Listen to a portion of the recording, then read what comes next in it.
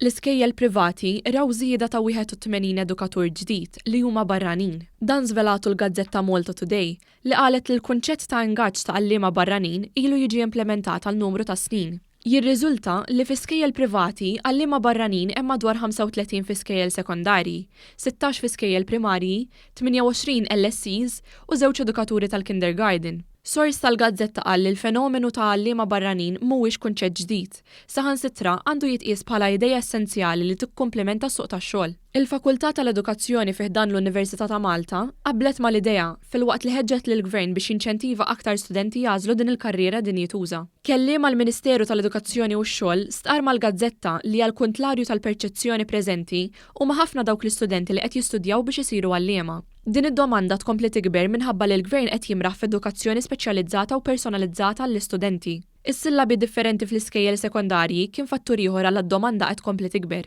Skont informazzjoni li tħabbret fil-Parlament, jidher li preżentament hemm 5555 għalliem, 802 edukaturi tal-kindergarten u 3836 LSC.